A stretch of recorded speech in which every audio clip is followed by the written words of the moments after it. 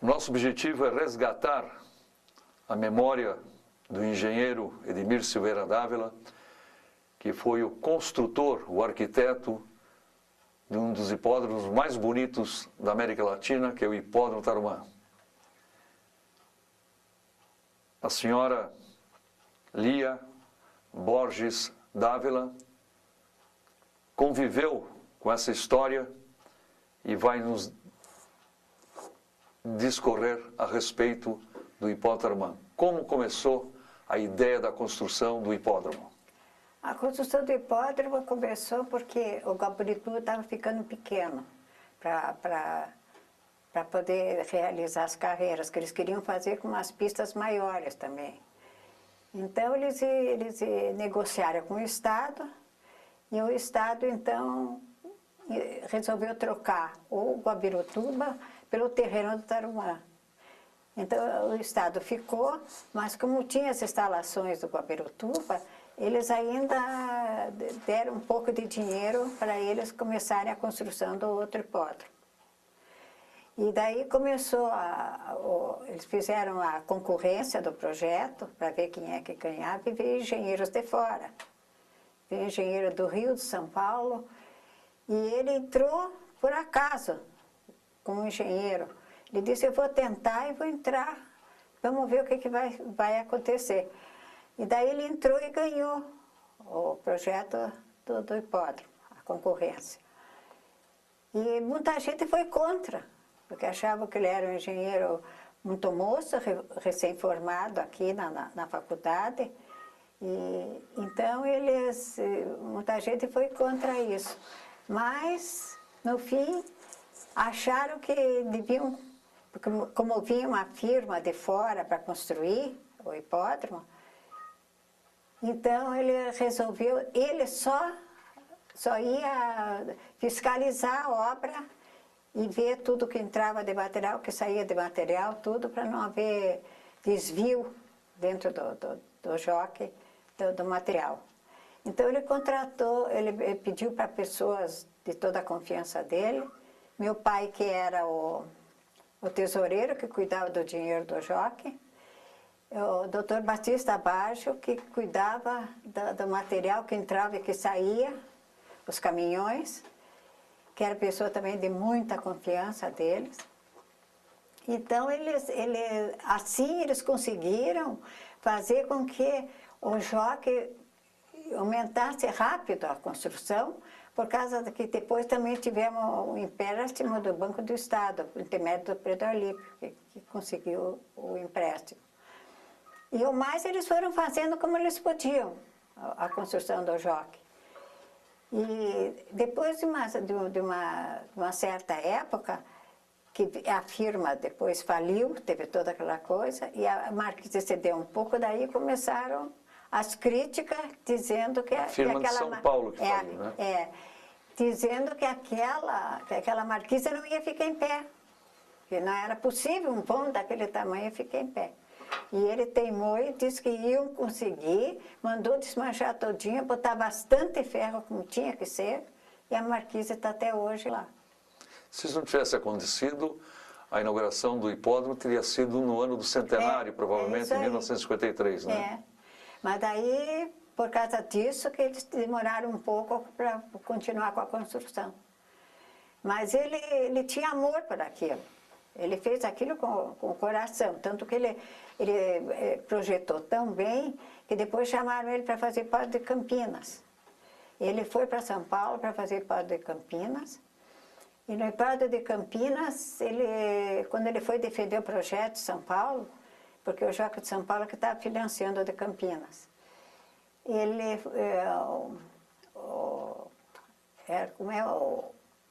o Afonso Camargo, que era amigo dele, o Afonso disse assim, eu vou junto para você para te ajudar, porque o Edmir era muito tímido.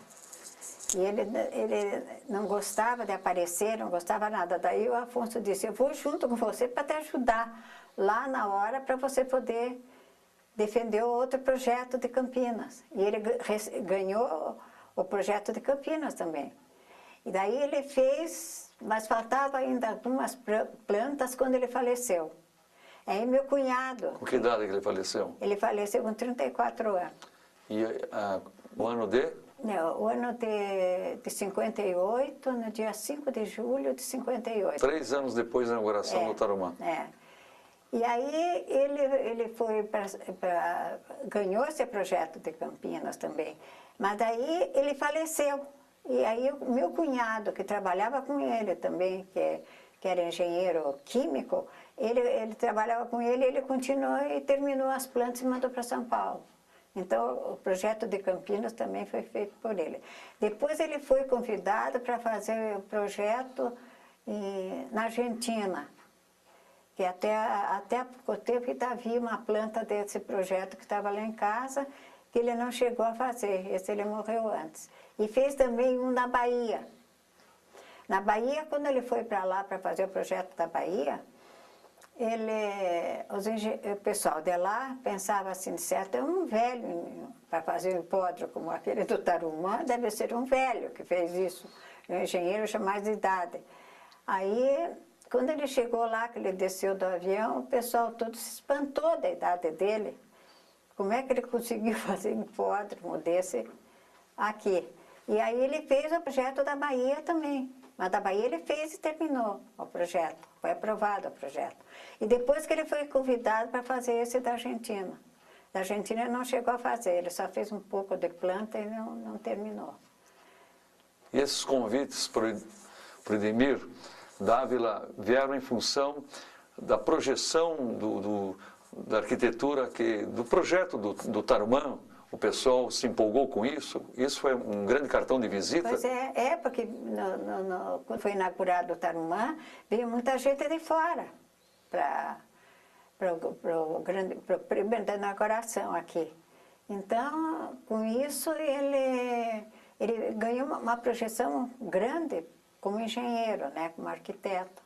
E daí que ele fez foi chamado para fazer esses outros projetos de hipódromo.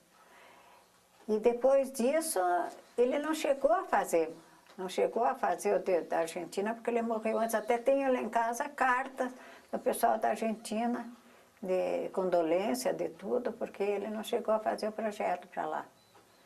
E quando ele estava fazendo o projeto Tarumã, que tinha o quiosque ali da imprensa e mais 2 arquibancadas, ele desenvolveu esse projeto, grande parte na própria casa de vocês, não foi? Foi. Lá no Los Angeles. É. E ele se inspirou nessa obra, algum hipódromo europeu, algum hipódromo sul-americano? Não. De onde veio essa inspiração? Não foi. Essa inspiração, um dia ele estava sentado e disse assim para mim, faça assim com a mão. Isso assim. Ele disse assim, vou fazer o projeto desse jeito. Daí eu disse para ele, mas vai ser uma marquise muito grande. Ele disse assim, mas eu te digo que vai ficar em pé essa marquise. E foi assim que ele fez o projeto Tarumã, em imaginação dele. No momento, eu me recordo, eu era cronista na época, de que essa marquise foi uma ousadia de engenharia tão grande que muita gente contestou realmente pudesse... Que ia cair. Depois, quando houve aquela amarração em função da empresa anterior que economizava em material de construção, né? Aquilo provocou uma certa polêmica. Pois é. Né? Mas aí ele conseguiu. Ele disse que conseguia, que a marquise ia ficar em pé e que ia durar. Que não tinha problema agora. E de fato a marquise ficou. E hoje acham que foi ousadia dele na época fazer uma marquise daquela com o material que eles tinham na época.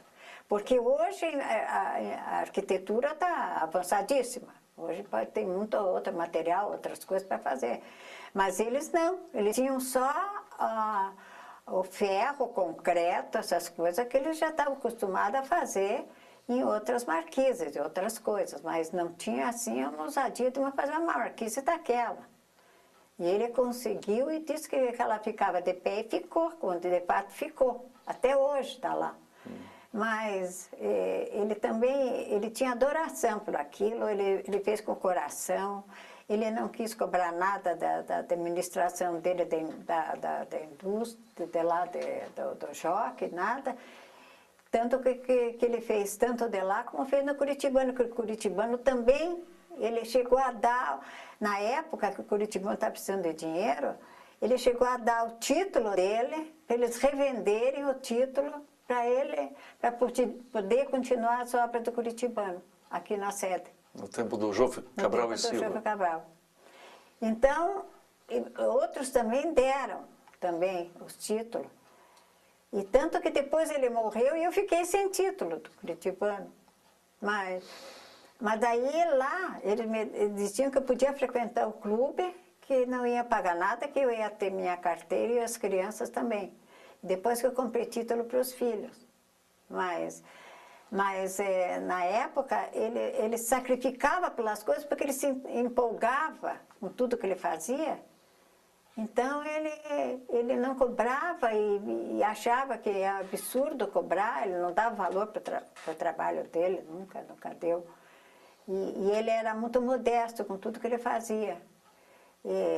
Tanto que quando fizeram a inauguração, que ele ia ser homenageado lá no Curitibano, que fizeram o banquete de inauguração, e daí o meu pai chegou e disse assim, eu vou avisar o Edmir que ele vai ser homenageado, porque senão ele vai chegar lá, ele vai ficar danado da vida, porque ele não gosta de que apareça, não gosta de aparecer. Ele disse assim, tanto que meu pai avisou para ele, você vai ser homenageado. Ele disse, então não vou ao banquete. Ele disse, vai sim, você vai ao banquete e vai ser homenageado, porque você tem que ir lá. Daí que eles ofereceram para ele esse relógio que tem uma inscrição muito bonita atrás. Um relógio de ouro que eles deram para ele de presente na época. Voltando ao Tarumã, era uma época de vacas magras, né? Era. Que o Banco do Estado do Paraná, no tempo do Bento Moelos da Rocha, que colaborou, subvencionou, né? Mas faltava muito dinheiro mesmo, havia dificuldade. E eles tiveram depois uma ajuda também um pouco do Empório de São Paulo. Não sei como eles fizeram um negócio com o Empório de São Paulo, e o Empório de São Paulo também ajudou um pouco. Aqui o Joque está aqui. O Pedro Alípio conseguiu que eles ajudassem um pouco ele para continuar o Joque. Agora, foi feita uma coisa que foi muita honestidade que eles fizeram, aquela diretoria toda era muito correta, então por isso que conseguiram fazer o Tarumã, porque senão não tinham conseguido. E quando ele foi defender esse projeto de São Paulo, quando ele acabou de defender o projeto, o pessoal de São Paulo, a diretoria de São Paulo, disse, olha, você, além de você ser um grande engenheiro, você também é um grande turfista e você fez de um jeito que as cocheiras ficaram muito bem instaladas no Tarumã. Porque as cocheiras ficaram do lado de lá, né, do hipódromo. A Vila Hípica. A Vila Hípica deles lá.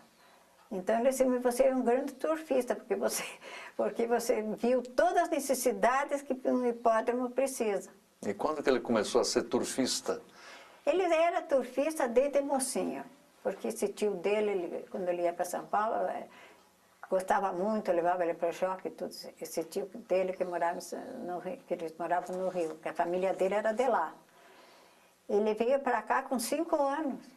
Para Curitiba, então ele se achava mais curitibano do que carioca, sempre se achou mais curitibano. Ele disse, eu sou curitibano de coração, só nasci lá no Rio, mas eu sou curitibano de coração. E depois disso, quando eles terminaram o Joque, tudo Não, porque ele frequentava o Guabirutuba. Em muito tempo. Desde que ele era pequenininho, ele já frequentava o Guabirutuba. Esse aqui tinha 5 anos, aprendeu ali um programa de cavalo. Eles já frequentavam, a gente já frequentava o Guabirutuba. Então, ele era turfista mesmo de coração também. Nunca, não foi proprietário de cavalo de corrida? Foi. Ah, foi? Foi proprietário de cavalo de corrida. Tanto que quando ele morreu, o Raul Compat tinha uma sociedade com ele. Eles criavam um cavalo e criavam para vender. E ele tinha uma égua que era a propriedade dele e que correu muitas vezes aí no Joque, recebeu prêmio, tudo. Mas depois, quando ele morreu, Eu fiquei sem saber o que ia fazer com um cavalo de corrida, porque eu não ia me interessar por aquilo. Daí o Faria de Suruge sugeriu para mim que ele ia levar a égua para o aras dele, e que quando ela tivesse um potrinho, ele vendia o potro e me mandava o dinheiro. Então ele levou a égua para lá, e quando ela teve um potrinho, o Faria me mandou dinheiro do potrinho que eles venderam depois. E o Raul Compat, eu disse, Raul, eu não quero nada do que você tem aí com o cavalo, você fique com o teu aras aí e continue com os cavalos de corrida, que ele tinha sociedade com o Edmir. Mas eu disse para ele, para mim não me interessa nada. Mas daí o Raul disse assim, não, mas você tem direito, então deixa, primeiro o cavalo que eu vendi, eu vou te mandar um presente. Eu disse, então tá bom, disse para ele, mas não que ele gostava mesmo, ele gostava de jockey mesmo. Por isso que eu acho que ele fez aquilo com carinho. Quando inaugurou o Tarumã em 1955, ele foi diretor do hipódromo, não foi? Foi. Na gestão do Pedro Alipe ainda, do né? Pedro Alipe, A convite.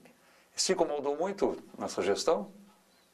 Sempre tinha alguma coisa que incomodava, né? Às vezes por causa de pista, porque as pistas eram novas, ele não queria que corresse naquela pista, porque era nova e que não dava ainda para correr. E o pessoal às vezes achava que era implicância dele, até a imprensa, ele testava a imprensa, porque a imprensa ficava em cima dele por causa disso. Mas depois eles acatavam, porque viam que as pistas eram novas no começo da corrida, para os cavalos correrem, e também tinha algum perigo até. Então, mas ele administrou há muito tempo o jockey, até morrer ele estava administrando. E como é que ele sentiu-se no dia da inauguração do Tarumã, onde você provavelmente estava com ele lá? Na inauguração do Tarumã, ele chegou em casa, eu não fui à inauguração, eu não sei se tinha uma criança doente, alguma coisa que eu não fui na inauguração. Ele foi no sábado e o Grande Prêmio Paraná foi no domingo, quando houve aquele grande vendaval, né? Eu não fui, foi a... Não, a inauguração eu não fui, foi o prêmio, o grande prêmio que teve depois. Esse que eu não fui. E depois o jockey depois ficou, eles tinham uns bailes muito finos, lá tinha um restaurante muito bom, tudo muito bom. Os bailes do jockey eram muito finos. Mas outro dia até que eu fui um grande prêmio que ofereceram em homenagem a ele lá, até o rapaz disse assim, pois é, o jockey naquela época, uma época brilhante do jockey, que tinha os bailes aqui, tudo, restaurante muito bom. E agora as novas diretorias que depois vieram vindo, parece que não se interessaram muito de fazer nada. Pelo menos os grandes prêmios deviam fazer um baile, uma coisa qualquer lá, né? Mas eles, acho que não fizeram mais nada assim, uma coisa assim. E ele, que morreu em 1958, muito jovem, ele confidenciou a você, além dessa eventual construção de um hipódromo argentino e também de Campinas e mesmo da Bahia, algum sonho em relação ainda ao turf? Ou não houve tempo suficiente para ele mostrar esse sonho? Não, tanto que tem lá na placa dele, né, tem uma inscrição dizendo que ele sonhou com o hipódromo e conseguiu realizar. Então esse foi o grande sonho dele, foi construir o hipódromo do Tarumã. E depois também, o da Bahia também, ele estava entusiasmado para fazer o da Bahia, tanto que eles queriam que ele fosse para lá para fiscalizar. Até há pouco tempo eu tinha até as fotografias dos terrenos, tudo que ele tirou lá para poder fazer o hipódromo. Eu não sei se eles conseguiram fazer esse hipódromo novo lá. Não tenho ideia se eles continuaram a construção. E ele tinha... Naquela época foi o Rodolfo Carlos Bétego Chachicho que parece que convidou ele para... que ele era o diretor do hipódromo velho da Bahia. Não é isso? Eu acho que... Não, mas o pessoal da Bahia tinha vindo para o Grande Prêmio também aqui, quando inauguraram o Tarumã. Então, eles também tiveram interesse de fazer por causa disso, porque Eles gostaram do estilo do Joque, de tudo, da posição, porque o Joque ficou numa posição muito boa. Ele ficou com as cocheiras lá do lado de lá, muito bem instalados, os cavalos, tudo. Então, eles se entusiasmaram. Tanto que em São Paulo eles disseram, você além de ser um excelente engenheiro, você ainda é um grande turfista, porque viu todos os problemas que pode ter no hipódromo. Então, foi o sonho dele, foi construir o tamanho, porque ele era turfista e gostava daquilo. E ele reclamava quando os carros subiam em cima da grama e no jardim e tudo. Ele dizia assim, meu Deus, mas não está nem pronto ainda, eles já estão estragando tudo. E eu disse assim, mas aí é a vida, né? Mas então ele cuidava não só da construção, como da parte ambiental do jockey, né? A parte ambiental. Tanto que quando ele fez o loteamento do Jardim Los Angeles lá, ele fez 5 planos para tirar menos pinheiro possível de lá. Menos árvore, menos pinheiro de lá do Los Angeles. Porque ele admirava a natureza, ele gostava da natureza, achava que sem a natureza que nada embelezava. Tanto que a nossa casa era uma parte mato, nativa. Então tinha árvore de fruta nativa, como guabiroba, tudo no terreno que era da chácara que eles fizeram o loteamento, lá.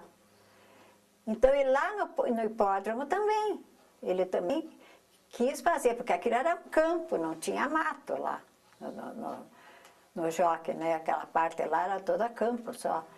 E ele depois plantou as árvores, porque ele achava que tinha necessidade de ter bastante vegetação no terreno.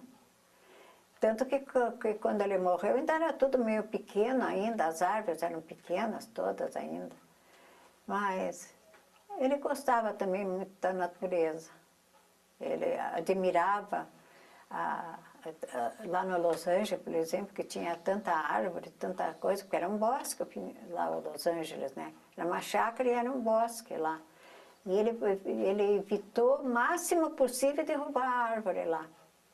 Nosso jardim também era árvore nativa que tinha na frente. Pinheiro, tinha uma porção de pinheiro no terreno e tudo. E todos ali tinham pinheiro, geralmente, lá no Los Angeles.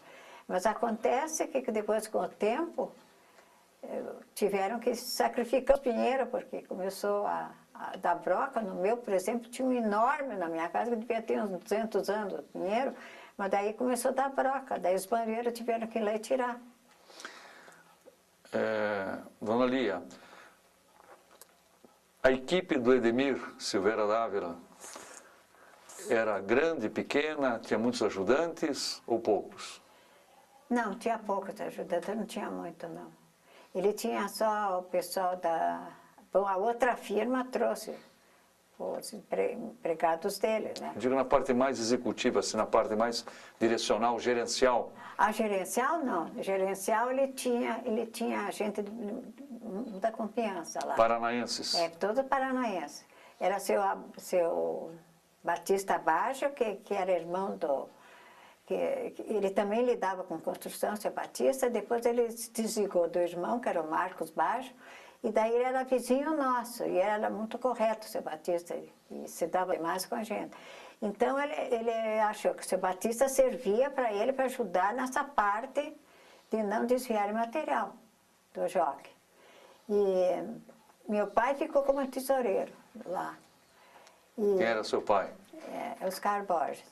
E daí, depois tinha o Pedro Alípio também, que se esforçava demais para poder conseguir dinheiro para eles continuarem com o jockey também.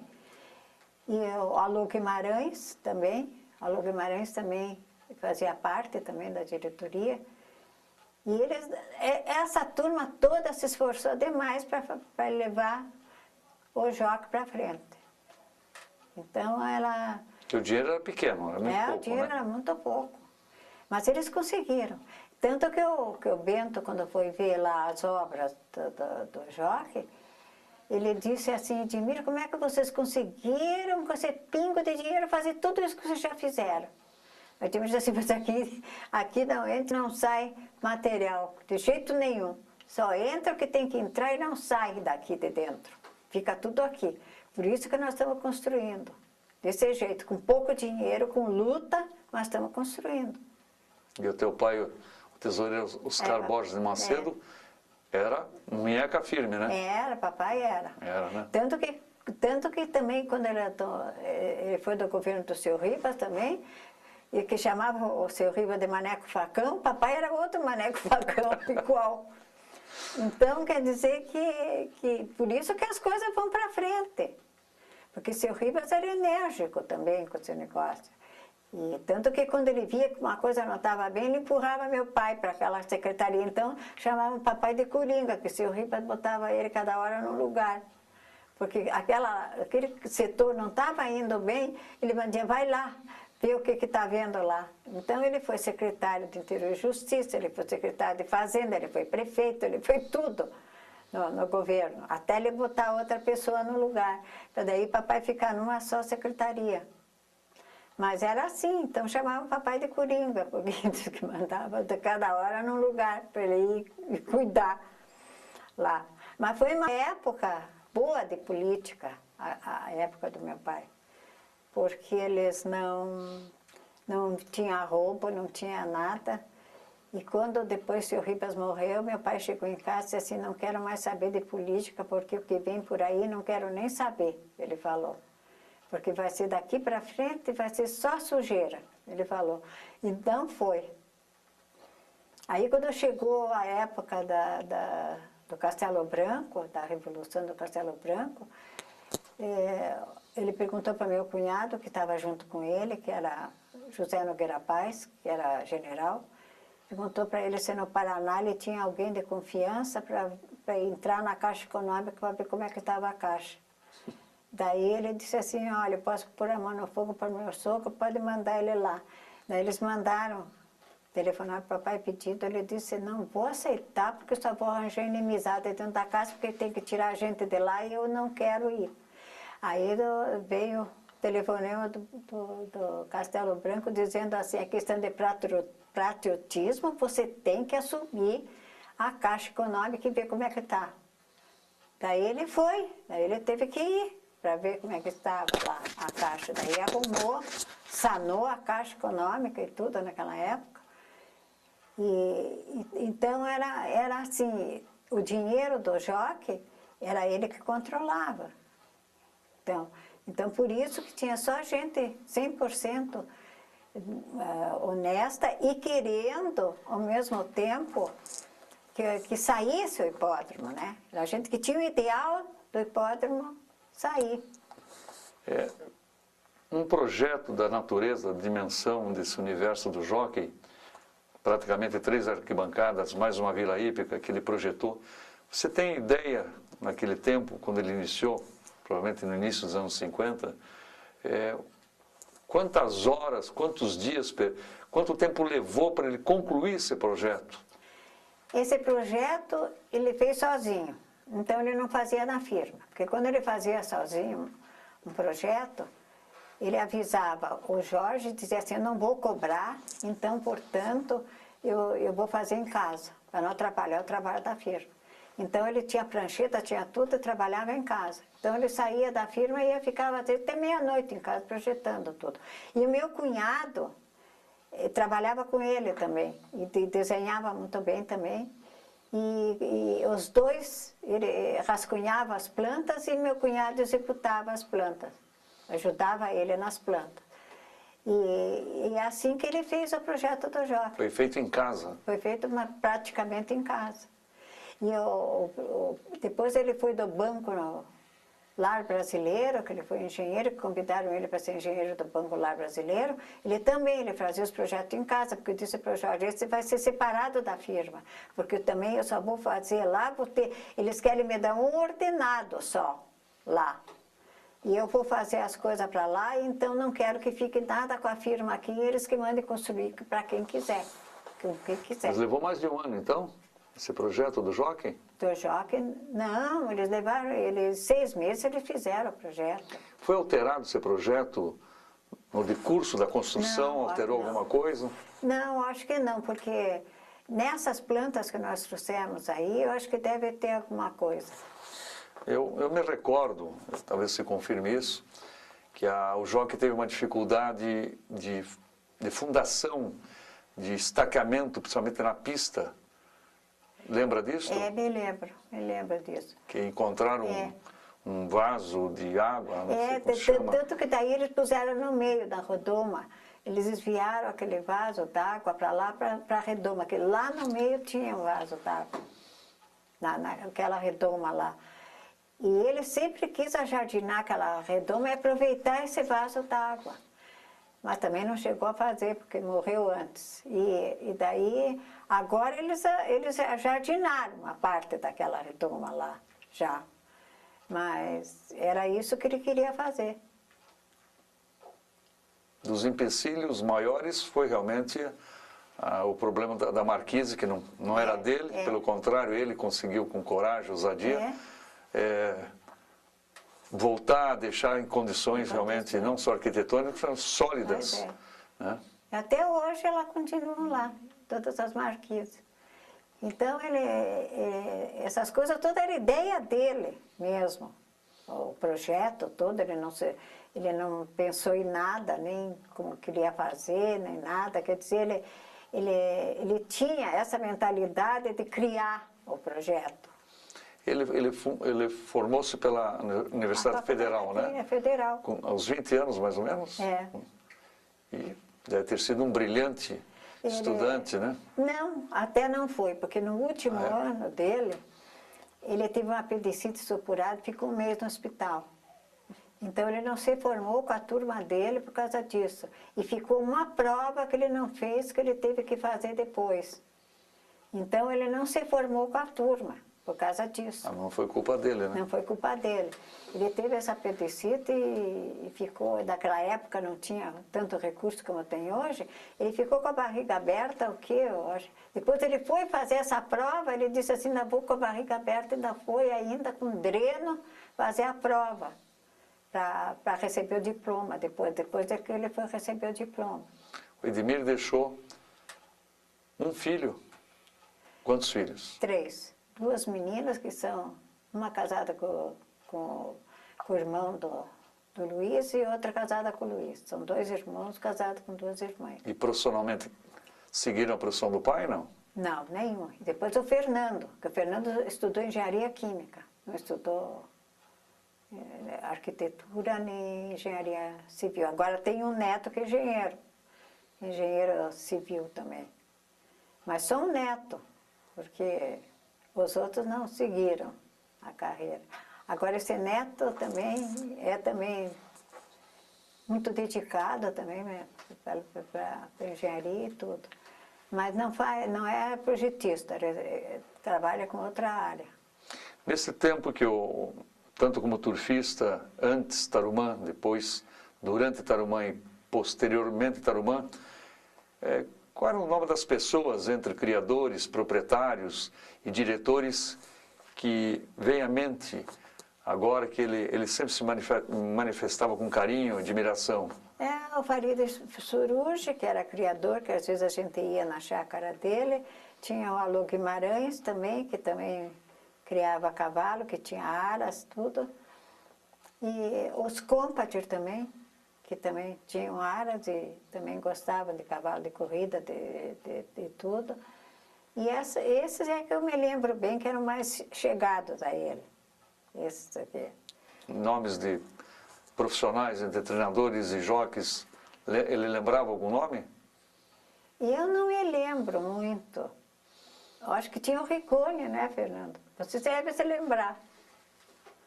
Não sei se ele lembra do Rigoni, eu me lembro. Que corria sempre lá no jockey. Agora outros eu não me lembro assim. Mas o nome da égua dele, de corrida, que ele estava com ele, porque tinha os outros que estavam com o Raul, mas que corria no jockey e tudo, era essa que depois ficou com o Farid Suruge, que era a Iana. E agora uma pergunta indiscreta. A construção dessa obra magnífica do Hipólito Tarumã trouxe vantagens, quer dizer, profissionais ao Edmir, quer dizer, dinheiro, deixou ele rico ou não? Não, de jeito nenhum, não deixou. Deixou porque nunca lhe cobrava nada.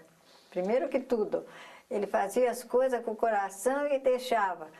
E deixou a gente, graças a Deus, deu para mim criar bem os filhos e tudo, mas a parte do Tarumã, de todas essas coisas, não, de jeito nenhum.